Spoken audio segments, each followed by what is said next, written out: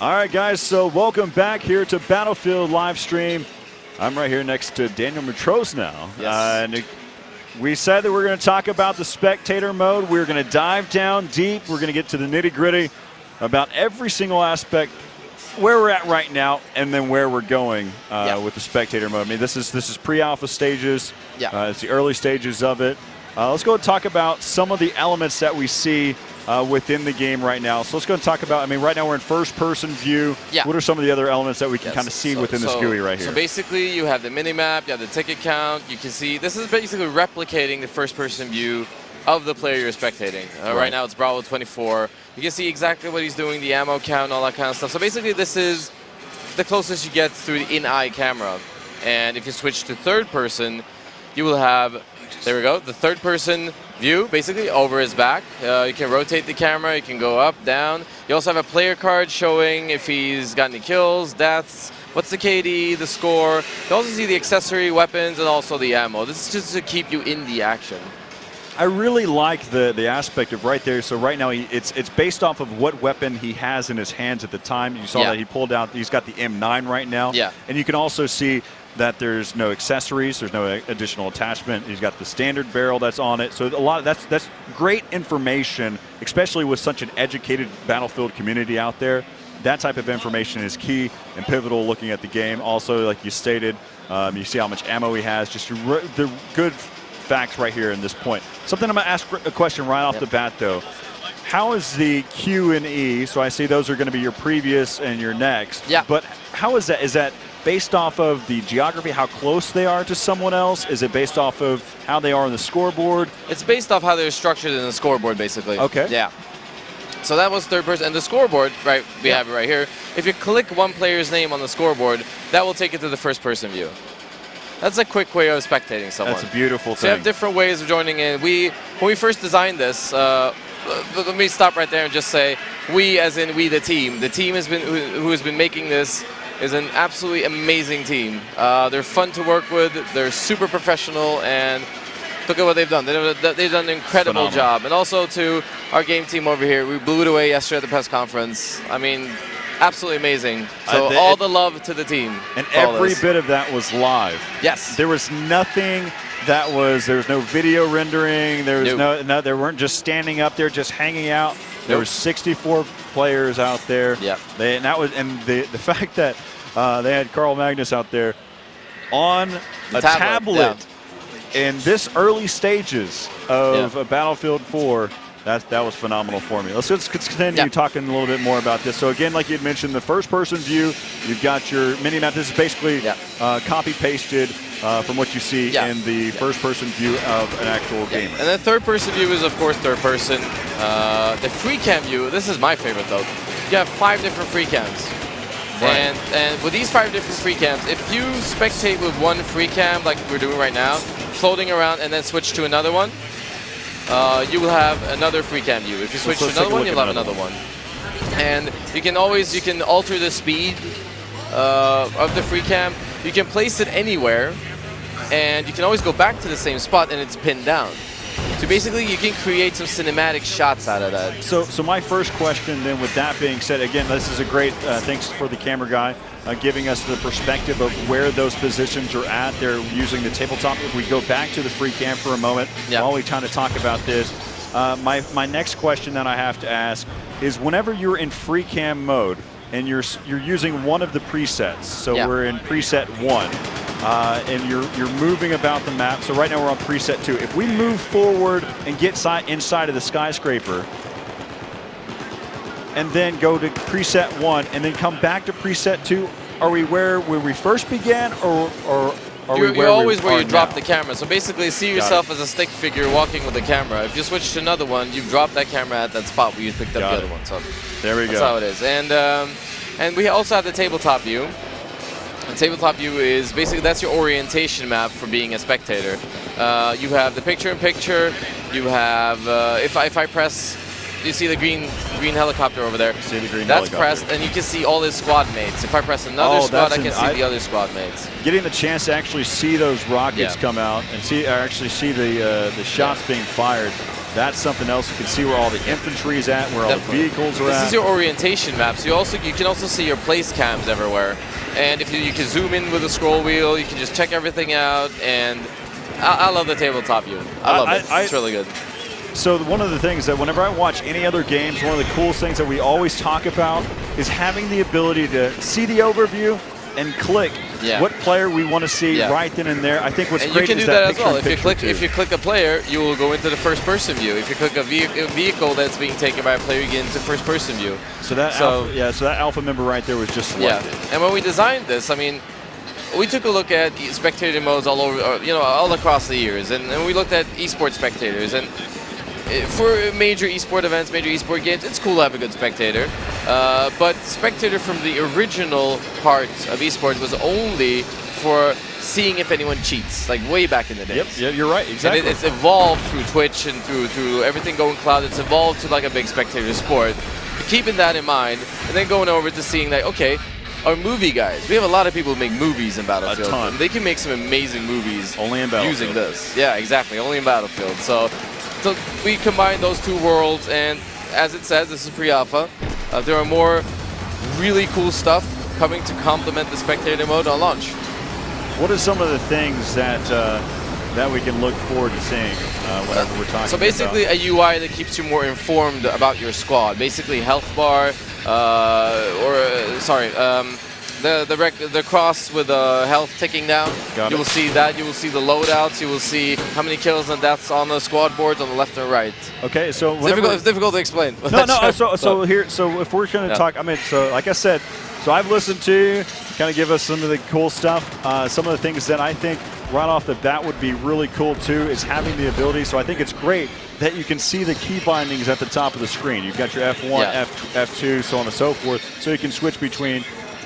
It'd also be, and this is me talking directly at you, it'd also be really cool as if you can hide that. You will be able to hide that. So you will see. These are the great things. Because movie makers don't want to have the whole interface in, and leagues who run their own things and streams, people don't want to have that on. They might want to have their own stuff. So, yeah, that's going to be removable.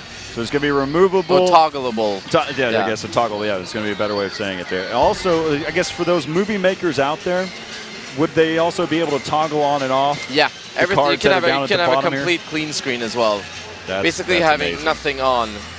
That is phenomenal. I mean, there's a great deal of movie makers. For those that this is your first time to actually even see Battlefield, you haven't actually had the chance to play any of the Battlefield games. The community out there, they produce some high quality videos out there, and if you give them the opportunity with something like that, being able to give them a clean slate, and from any perspective that they like, that's phenomenal. Yeah, we've got some really good stuff coming up. So, and all the love to the team who created this. They've done an amazing job. The game team as well as the spectator team. I'm so proud to get to work with them. Every day I go to work, I look forward to working with them. They're absolutely amazing. So some of the things, let's talk about, we see that we got the player information. When we're talking a little bit more competitive side, sometimes you want to be more informed about the other players that are within the team. So, yeah. So are we going to get the chance to be able to see other player health bars from a first-person view? Yes. So it's difficult to explain because I can't have an overview of it. But the whole idea is that you will be able to spectate from up to 64 player servers. So no separation of game mode, no separation of server count. Anywhere, anytime on the PC, and you will be able to see really cool stuff. You'll be able to see the health bars of everyone on the server if you're a spectator. So there's a lot of cool stuff coming out. That's incredible, and I look forward to every single aspect. So I have to ask, for the community's sake, how much feedback do you really listen to? Oh, a lot. We listen to a lot of feedback. I mean, post BF3, we collected a bunch of feedback as well, because that's what you do when you put out a new game. You start collecting more feedback. And look at our game now. Yeah, I would say I could go around to any Battlefield forum and just tick the boxes after what we've done here at E3. So, and after what the team has been making, incredible people. I thought was really great too is whenever I was talking to Carl Magnus about it, I didn't even have to mention anything about suppression. He was the one that brought it up, and that to me is something else, because I know the community was asking about it. How is suppression going to work? Because in BF3, it's kind of it's making a great deal of impact to the players that are in I mean, that's also a thing we took in mind. It's also a thing we took. I mean, anything that's reasonable. I mean, you can't have flying cats with wings all over the map. I mean, that's not reasonable. So stuff that is very reasonable gets in. And you can see Battlefield has always been a result of great community cooperation, and yeah, I mean, look at us now. I think one of the great things that we look at is just how your team listens to it. But one of the things that I want to say to the viewers out there that have feedback once they get the hands on the demo is whenever you're making a point, you don't just say something is bad, something is good. You explain why. You articulate why something is bad or good. So that way, if you want to see changes happen, then it's going to, because you've made your point, and now they have a reason why. The developer has a reason why to make changes to the game. Yep, and I love Spectator. I think it's Spectator. You had me at hello. Awesome. I mean, it's just also the rest of the game, man. I love this game. I seriously do. Having the capability of being able to switch between players, having the chance to be able to guide through 64 players in the server, getting the chance to be able to see the spectator side, being able to see infantry move across the map. There's so much information that is not being lost. Yeah, and I mean, simplicity isn't always bad. This is a very simple interface. It's very simple to navigate. It's very simple to spectate different players. It's very easy. Sorry, it's very simple to switch around in free cams, and it's simple, but it's still very good. So let's talk about it. So right now we're in third-person view. I've seen some other attempts at making spectator clients within the Battlefield scene, and it's a great work. Do you have the ability to zoom out from the tank? Can you change your perspective by depth? That is something we're looking at. Definitely. That's definitely something we're looking at. We've done an amazing job right now, and we're going to keep iterating on it. This is now getting very nitpicky, and we have so much time to be able to see until this release comes out for Battlefield 4. So the other question that I have to ask, though, so I already know that the PC side's covered. Is this going to be implemented for the PlayStation 4 side or not? We'll see. There you go. Those are the types of answers I would want. And regarding community feedback, send us your feedback. Yes. I love to read feedback. Our community managers would like to see the feedback. If it's reasonable, mix it into the game. We can't bring everyone coffee and cake all the time. Exactly. But when we do it at a press conference, and it is glorious. So on launch, go out there, make some movies. There you go. I mean, again, it's about getting your voice heard. Exactly.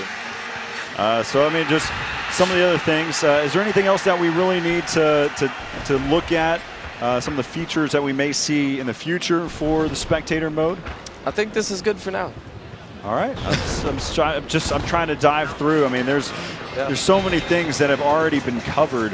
The fact is, I mean, with the tabletop view, if we can go ahead and switch over to, we'll kind of run down through everything. So as we look at the tabletop view, of course, this game is wrapping up right now.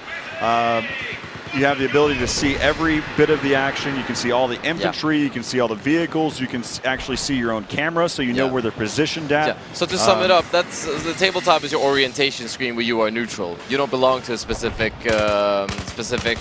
faction. You're completely neutral. You can see everything. You can click on basically everything and join through first person if it's occupied by a player. And first person is first person, replicated. Third person has a good player card. We can track the stats. You can track the loadout. You can track, ammo count and all that kind of stuff. And then free cam, which is the most cinematic feature of Spectator. It's going to be some great things to look forward to. You're going to see some amazing movies. There's going to be a lot of moments. Only in Battlefield we're going to see it. Daniel, I appreciate it. Thanks for coming on here. Thank you very much. We'll definitely get the chance to be able to speak to you later on more here at E3. Special thanks for everyone. Of course, we're also being streamed on Amazon as well. While you're there, might as well go ahead and pre-order for Battlefield 4. We'll be back right after break. Thanks a lot, Daniel. Thanks for watching. See you in a bit.